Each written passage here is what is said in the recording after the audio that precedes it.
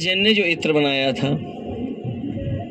आप लोगों के माध्यम से, पत्रकार साथियों के माध्यम से ये प्रचार किया गया कि वो समाजवादी पार्टी का। दोपहर आते आते हमारे पास जागरूक पत्रकारों को भी समझ में आ गया समाजवादी पार्टी से कोई रिश्ता नहीं है, तो वो भी पलट गए दोपहर के बाद तक। सुबह तो यही हेडलाइन चल रही थी, समाजवादी पार्टी का इत्र कारोबारी। लेकिन मुझे खुशी है दोपहर आते आते हमारे पत्रकार साथी भी समझ गए कि समाजवादियों से कोई लेना देना नहीं है।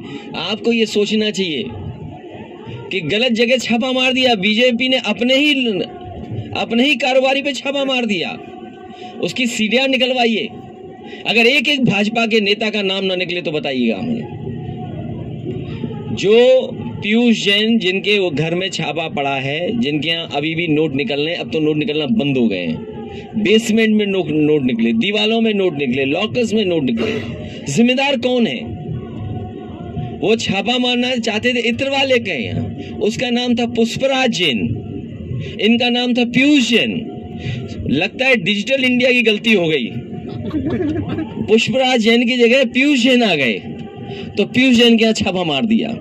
और सोचो क्या निकला, सोचिए उत्तर प्रदेश में इतना रुपया किसी का नहीं निकला होगा।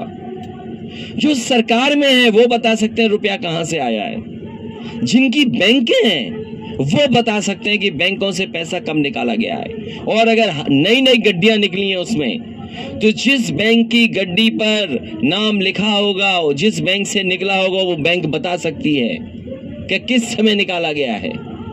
उसकी पर्ची पे भी लिखा होगा कि किस ब्रांच की है, किस तारीख की वो गड्डी है, और नंबरों से सरकार जान जाएगी आखिरकार कहां से निकला है पैसा।